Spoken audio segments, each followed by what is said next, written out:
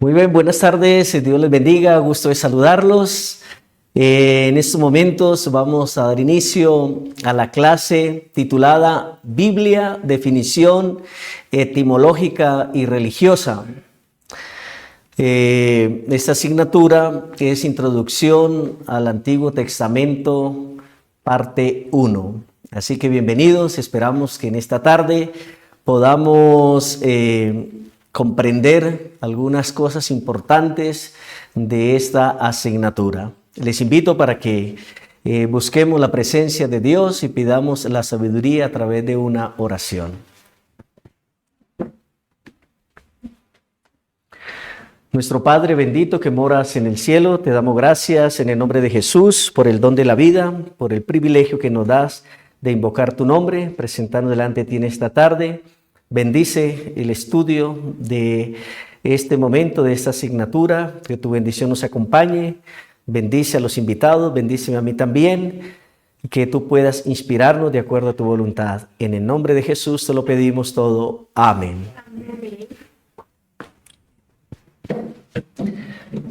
Muy bien, podemos sentarnos. Mi nombre es William Forero, estudiante de teología en la Universidad Unibautista.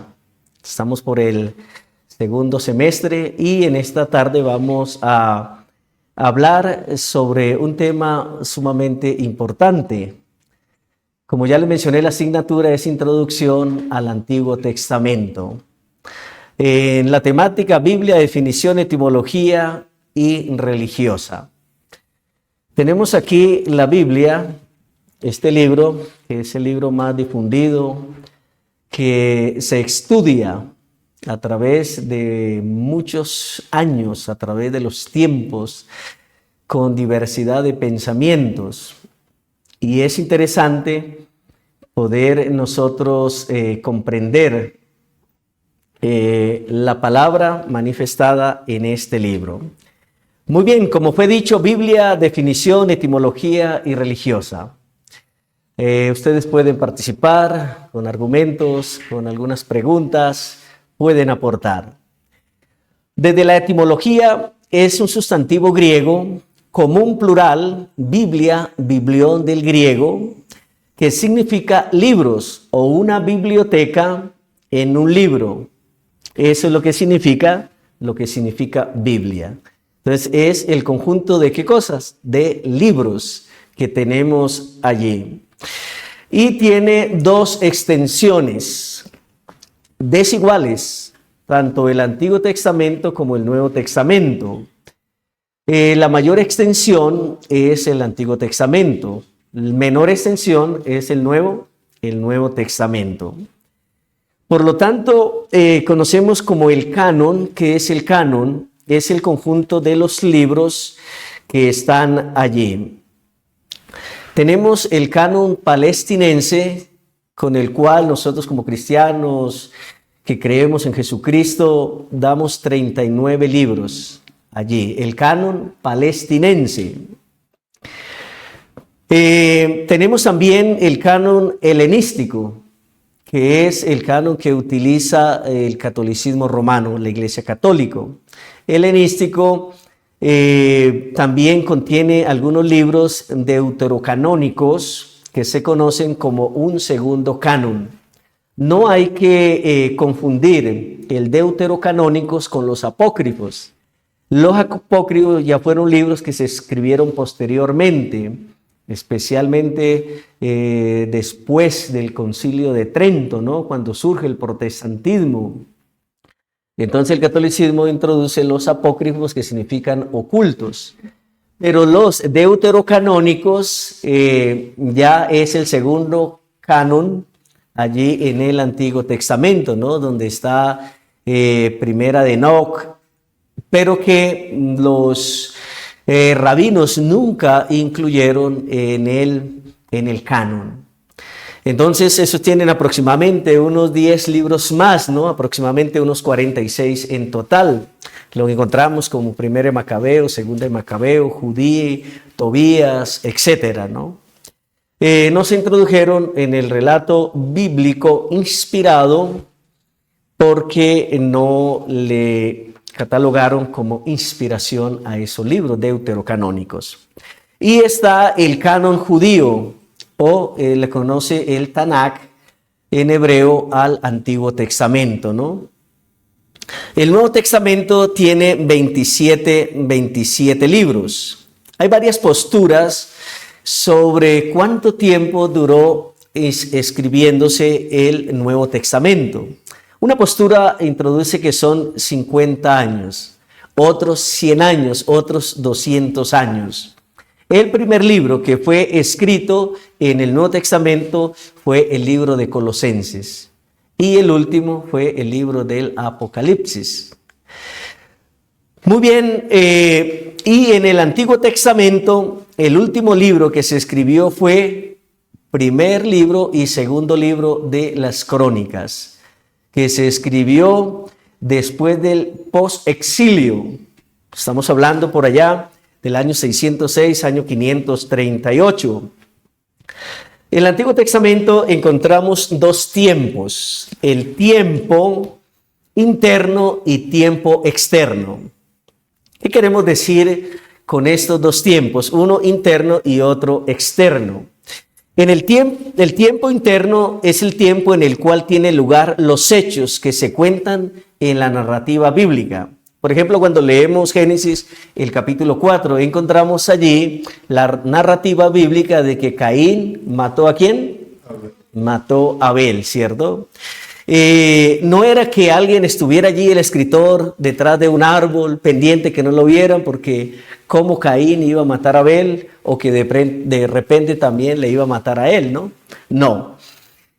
Ustedes ya pueden vislumbrar y hacer algunas preguntas, ¿no? ¿Por qué entonces se escribió esa narrativa? Ahora, el tiempo externo es el momento en que se coloca por escrito esas historias. Primero está el tiempo interno, donde ocurren, ¿qué cosa? Los hechos, el lugar de los hechos. Y es posteriormente que se escribe, ya se plasma esos hechos que ocurrieron. Por ejemplo, en el tiempo interno y en el tiempo externo, hay periodos que se llevan aproximadamente 200, 500, 1000 años para poder escribir el relato interno. ¿Qué les parece? Ahora ustedes se podrán preguntar, bueno, y entonces, ¿cómo hicieron para recopilar esa información para que el escritor lo plasmara? Es una buena pregunta que puede estar surgiendo en nuestra mente, ¿cierto? Pues muy bien, ustedes conocen que estaba una mentalidad poderosa, ¿no? Que se captaba y se transmitía oralmente. Se transmitía a través de 200, a través de 500, a través de 1000 años, se mantenía la tradición oral y luego se contaba de padres a hijos, de generación en generación. Y así el escritor ahora plasmaba la narrativa bíblica. Muy bien, por ejemplo, Génesis capítulo 1 se puso por escrito en el exilio de Babilonia en el año 606-538. Génesis capítulo 1. Imagínense todo el tiempo que transcurrió para que eso se plasmara en la escritura. Génesis 2, por ejemplo, fue puesto por escrito en el año 1000 antes de Cristo. Todo era ¿qué? Todo era oral, la narrativa. Era oral, como ya mencioné, de generación en generación. En Génesis nos habla, Génesis es el principio, nos habla de la creación. Nos habla de 6 días de la creación. Para algunos hay varias posturas. Algunos dicen que eran 6 eras geológicas. Otros que eran días de 24 horas. Otros que eran 6000 años. Día por año, ¿no? 6000 años.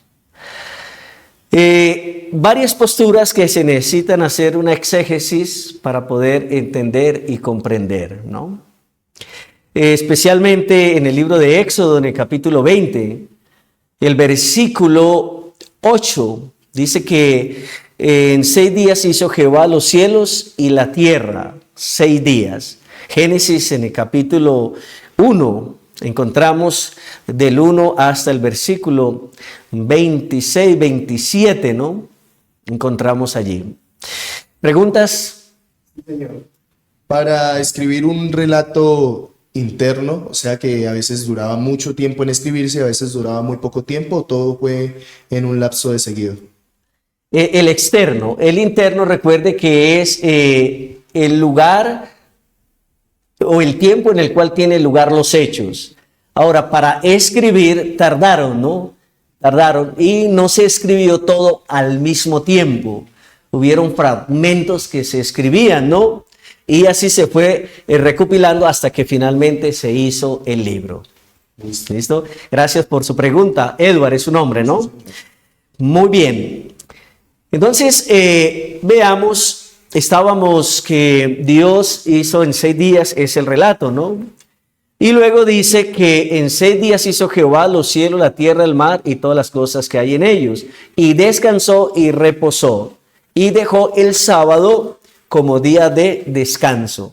Ahí tenemos un argumento para decir que los días fueron de 24 horas. Que Dios marcó la primera semana, la primera semana del tiempo, ¿no?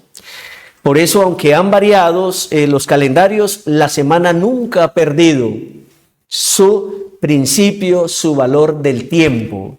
Encontramos el primer día, el segundo día, el tercer día, el cuarto día, el quinto día, el sexto día y el séptimo día. Encontramos la semana literal. De acuerdo a Éxodo capítulo 20, versículo 8 al 11, ¿no? Y allí viene el sábado, el Shabbat, como día de descanso.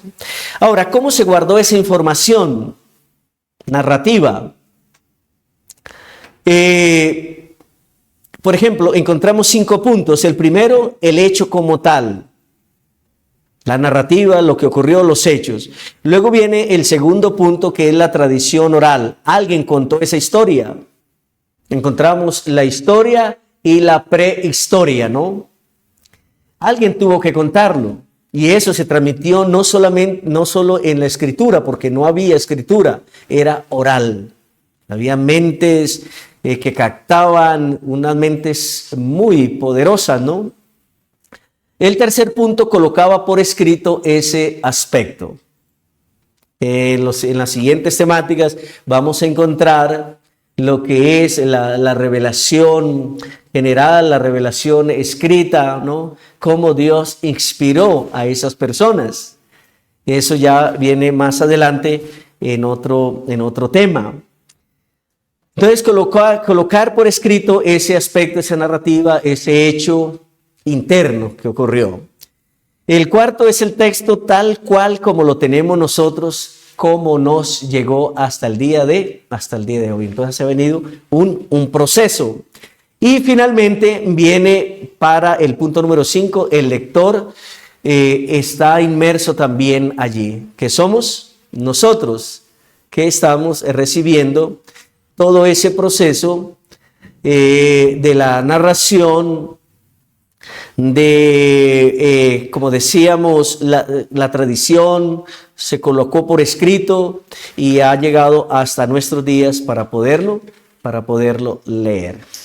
¿Preguntas, comentarios, aportes? Por ahora no. Muy bien, seguimos. No todo el libro se escribió en un solo momento, como decía allá el compañero Edward. Fue escrito por fragmentos, ¿no? Escribían una parte, pasaba el tiempo, escribían otra, hasta así llegar a tener el libro completo, ¿no? Entonces tenemos la extensión del tiempo y tenemos el mensaje. La Biblia no se escribió para que el ser humano estuviera informado. No, la Biblia cumple un propósito importante y determinante en la historia de la humanidad. Y se basa especialmente en la salvación, en el plan de redención, en rescatar a la humanidad en la persona de Jesucristo. ¿Estamos de acuerdo? Por lo tanto, el Antiguo Testamento no es la historia de Cristo encarnado como tal, porque Cristo nació en el primer siglo, ¿no? Mucho tiempo de que se relatase. Aunque encontramos algunos textos, ¿no? Haciendo relación a Cristo, pero no la historia de Cristo como tal. ¿Estamos de acuerdo? Antiguo Testamento. Ahora, el Antiguo Testamento no es la historia de Cristo, porque Cristo nació, decíamos, en el primer siglo. Entonces, ¿cuál es la historia del Antiguo Testamento? Es la historia de un pueblo llamado, ¿qué cosa? El pueblo de Israel. ¿Cierto? Muy bien. Veamos otra parte, la escritura o cómo fue escrito la Biblia. El conjunto de libros encontramos allí. Encontramos que fue en hebreo y en griego. Fue escrito el Antiguo Testamento. El hebreo se escribe de una manera diferente a la escritura que tenemos nosotros. Se escribe de derecha a izquierda y así se lee también. De derecha a izquierda. Así se lee y se escribe el hebreo, ¿no? El hebreo. Decíamos también que fue escrito ¿en qué otro idioma? Griego. No, el Antiguo Testamento. Atención. En arameo. Hebreo y arameo. Estamos hablando del Antiguo Testamento. El arameo son las mismas letras del hebreo. Así son, pero es diferente. Es importante que, por ejemplo, el hebreo no tiene vocales, solo consonantes tiene el hebreo. Por eso cuando nosotros leemos el nombre de Dios, ¿no? El tetragramatón, 4 letras y no tienen vocales. Porque el nombre era tan sagrado que no se podía pronunciar. Tanto y temible es tu nombre, dice el salmista. Entonces, posteriormente fue que existieron un grupo de eruditos, los masoretas, que ya introdujeron las vocales. Pero bueno, estamos hablando del arameo, que son las mismas letras del hebreo. El pueblo de Israel en el exilio pierde el idioma hebreo. Ahí viene la parte histórica, porque el arameo ahora toma relevancia dentro del pueblo de Israel. Porque fueron llevados cautivos en el exilio, que fue por allá, hubieron 3 exilios, ¿no? Por el 606, Nabucodonosor viene, toma a Daniel, a la élite de Israel, y lo lleva para que no quedara dentro del pueblo personas con una mentalidad gigantesca para que se levantara contra Babilonia. Tomó a los letrados, a los intelectuales. Luego vino otra por el año 598 y la última donde arrasó por completo fue en el año 586. Fueron llevados cautivos. Y fueron llevados cautivos, ¿sabe por qué? Por la idolatría que había en ellos, la adoración a Baal. Entonces Dios permitió que fueran llevados como cautivos a Babilonia. Allá entonces dejaron el hebreo y aprendieron un nuevo idioma llamado el arameo. ¿Cierto? Que tiene las mismas letras del hebreo, pero es totalmente diferente. Después del post-exilio, después que ellos volvieron de la cautividad, el hebreo se seguía hablando, pero para la liturgia, en los asuntos comunes, el lenguaje común, se utilizaba el arameo. Se dice de que Cristo hablaba el arameo, ¿no? Muy bien.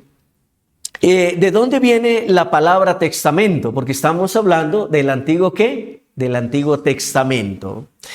Testamento viene de una palabra hebrea, berij, que significa alianza, pacto, compromiso, tratado, trato, acuerdo, liga, concierto, conjuración.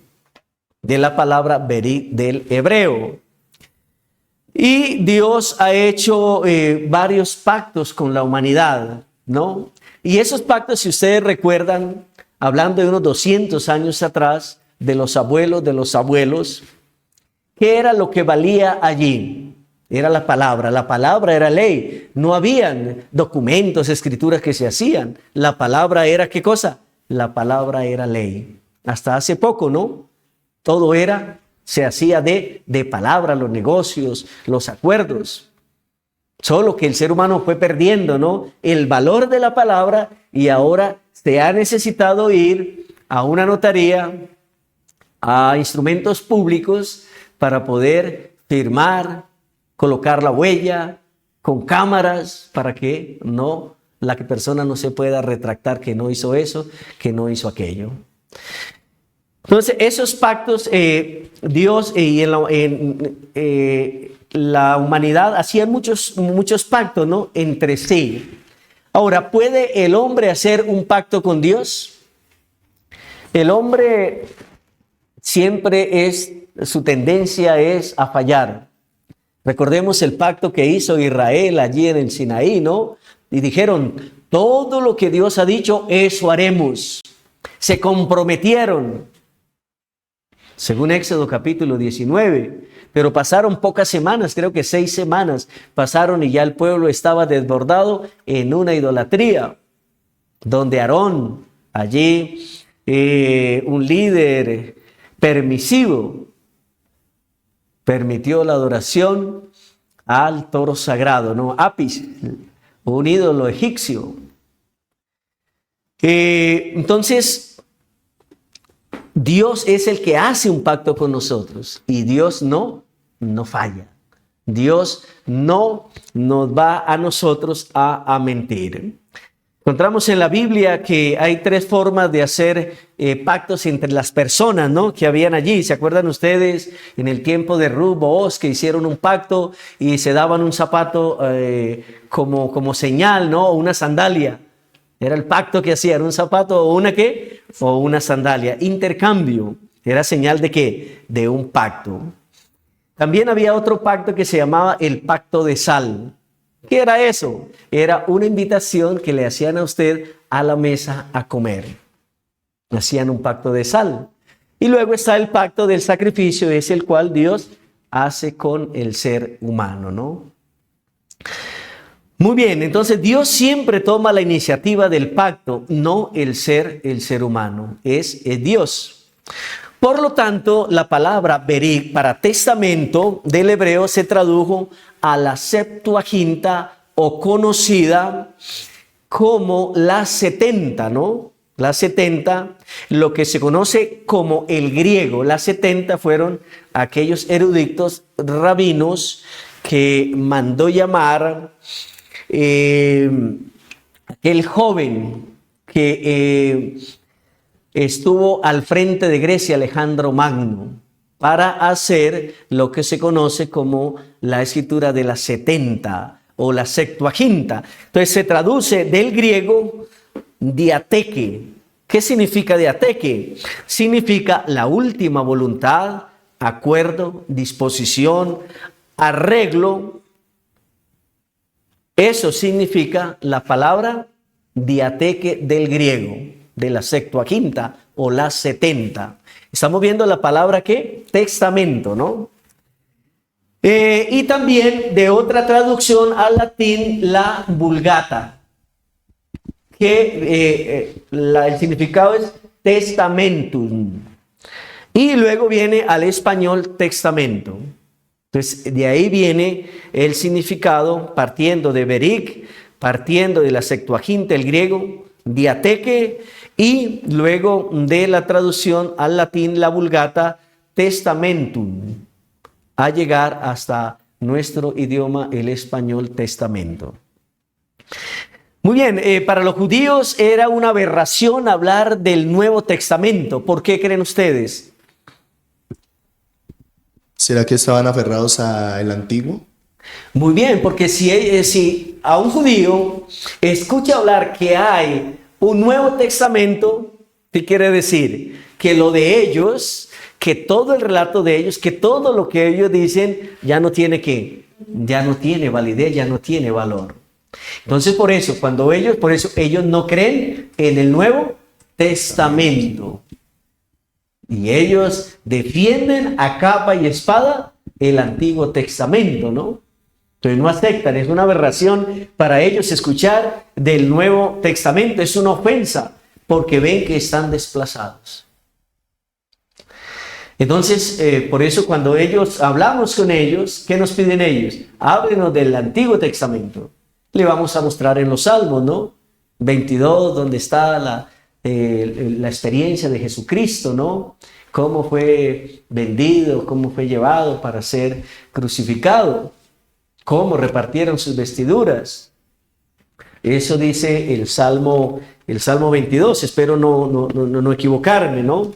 Cuando leemos también el libro de Isaías 53, ¿qué encontramos allí? Los sufrimientos del varón de dolores, en la persona de Jesucristo.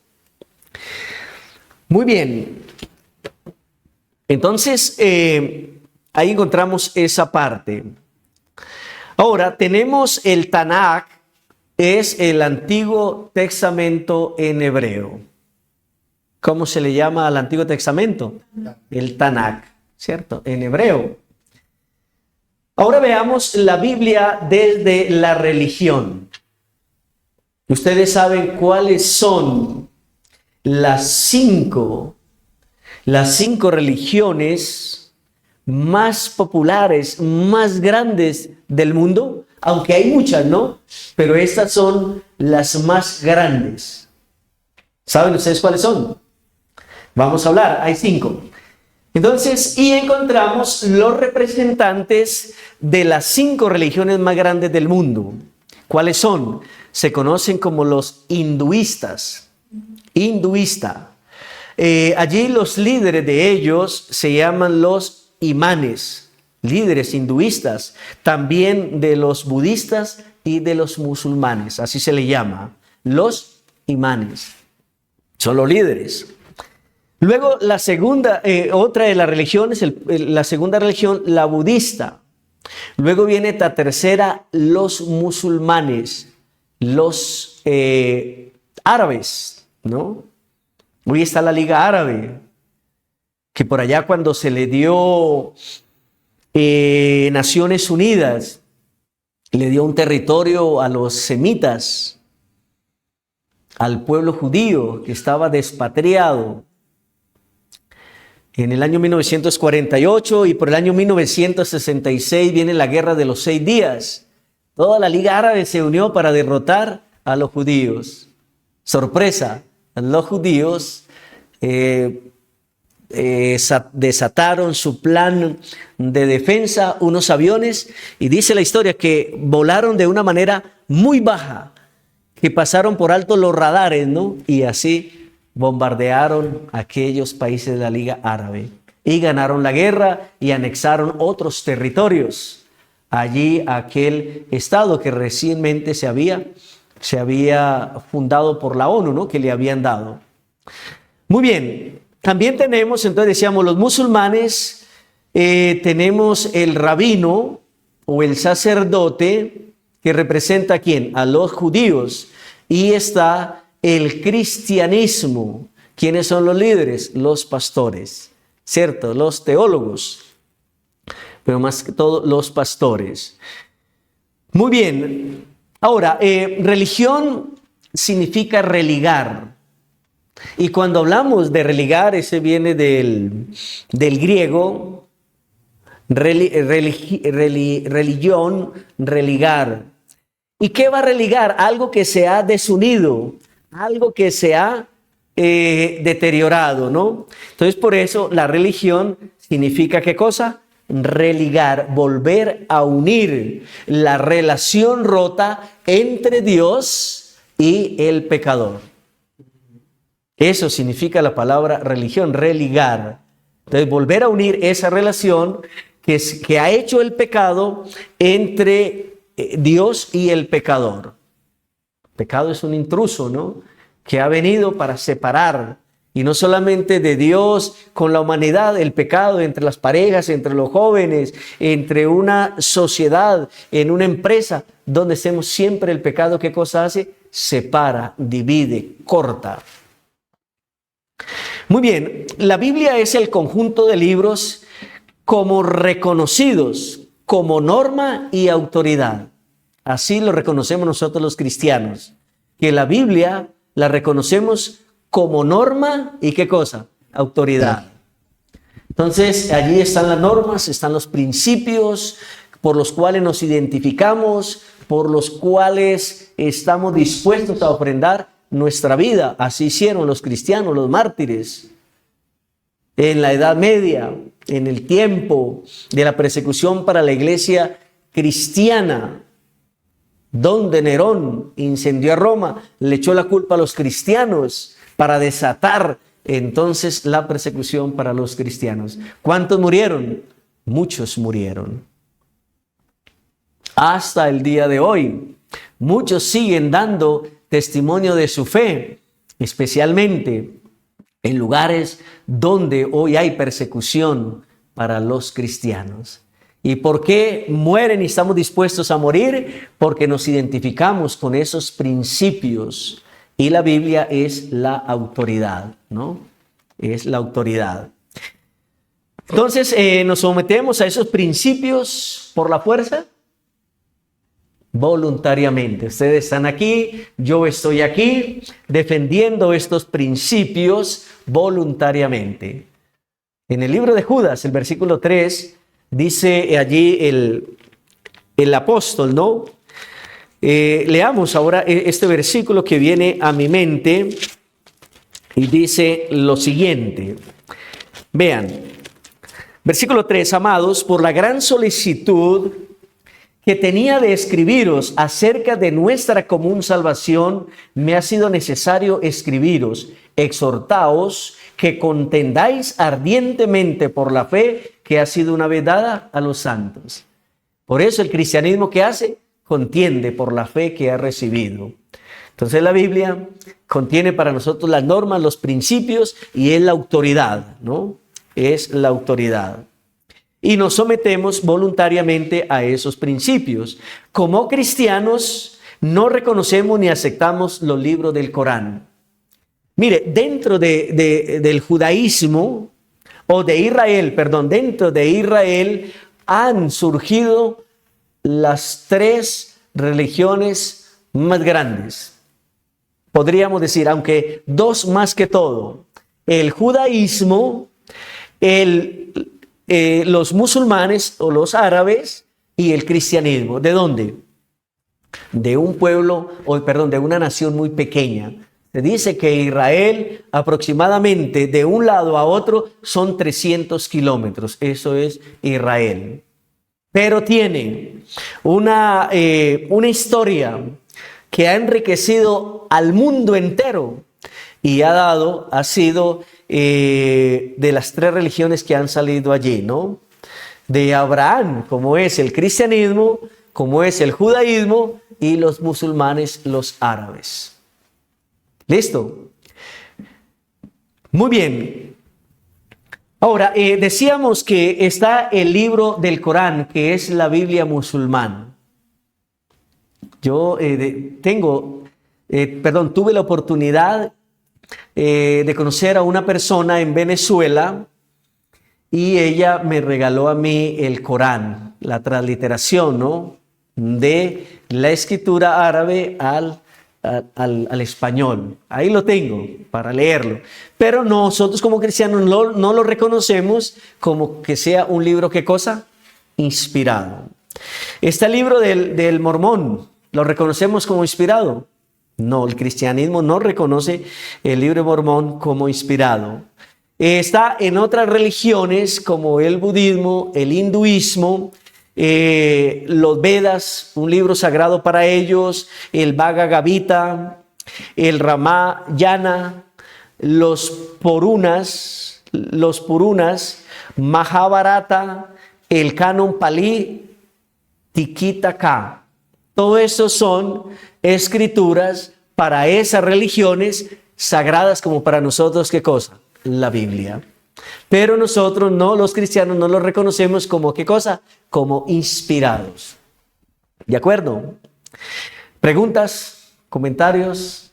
¿Aportes? ¿Todo bien? Sí, Bueno, sí, entonces entendiendo. vamos a avanzar. Israel, por eso decíamos que Israel realmente es una nación muy pequeña. ¿Y sabe cuántos millones practicantes se encuentran? 30 millones solamente. 30 millones. Y hay un dato asombroso, ¿no?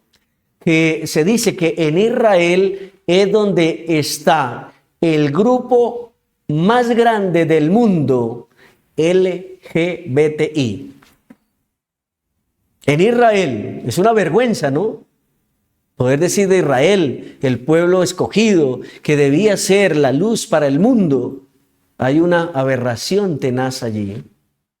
El movimiento más grande de ¿qué cosa? LGBTI, homosexualismo, lesbianismo. Muy bien. Decíamos que el cristianismo es uno de las iglesias mucho más grandes del mundo. Cuando hablamos de cristianismo está la Iglesia Católica Occidental, Iglesia Católica Oriental, Iglesia Copta. Están el grupo de cristianos protestantes. Los mismos protestantes están divididos en evangélicos, pentecostales, adventistas, etcétera, ¿no? Pero todo eso, ¿qué cosa es? Es cristianismo. Cristianismo es una de las cosas más, o una de las religiones más grandes del mundo. Así podemos estar llegando a nuestro final de este tema en esta tarde. Sobre el título decíamos Biblia, definición, etimología y religiosa, ¿cierto? Entonces, ¿cuál es el término para Biblia? Del griego, biblio. Biblio. ¿Qué significa qué cosa? Libros, ¿cierto? Libros o una biblioteca en un libro. Hablando del Antiguo Testamento, tiene una extensión, una más larga y una más corta. ¿Cuál es la más larga? El Antiguo Testamento. Antiguo Testamento. ¿Cuál es la más corta? Aquí la joven Michelle. ¿La más corta cuál es? La extensión de la Biblia. Nuevo Testamento. Muy bien. Entonces decíamos que cuántos canon en lo que estudiamos ahora. Está el canon palestinense. ¿Cuántos libros tiene ese? 39. Está el canon helenístico. ¿Cuántos libros tiene ese? Aproximadamente unos 46, con un segundo canon conocido como el deuterocanónico, ¿cierto? Especialmente los que utilizan nuestros hermanos católicos. Luego viene el judío o el Tanaj, el Antiguo Testamento, ¿no? Se dice que los libros que reconocen los judíos son 24 y solo que unen, ¿no? Primer libro y segundo libro de Crónicas los unen, ellos no los separan, es el mismo libro. Y tenemos entonces el Antiguo Testamento con 39 libros, el Nuevo con 27 libros. Decíamos que el Nuevo Testamento se escribió, hay varias posturas, 50, 100, 200 años, ¿no? El Antiguo Testamento, algunos, hay algunas posturas, ¿no? 400, 800, 1500 años en la escritura del Antiguo Testamento. Y de hecho hubo un silencio de Malaquías a Mateo de 400 años. Un silencio donde muchos dicen que no hubo revelación de nada. Es 400 años de silencio, donde dicen que Dios no reveló nada. Muy bien, pero eso se verá más adelante en otro tema como tal, ¿no? Decíamos también que hay 5 o cómo se guardó esa información. Recordemos el hecho como tal, tradición oral, colocar por escrito ese aspecto, el texto cual lo conocemos nosotros y el lector compone o lee lo que ya ha recibido, ¿no? Muy bien, también hablábamos de los idiomas en el cual se escribió el Antiguo Testamento, el hebreo y el arameo, ¿cierto? Allí está. Y veíamos la palabra testamento del berik, del hebreo, que significa alianza, compromiso, trato, acuerdo, liga, concierto, conjuración, ¿no? Y que también viene de la Septuaginta o del griego diateque, que significa disposición, arreglo, etcétera, etcétera, hasta llegar a la Vulgata, el latín testamentum y hasta nuestros días español, ¿no? Recordemos, para terminar, los representantes de las 5 religiones más grandes del mundo.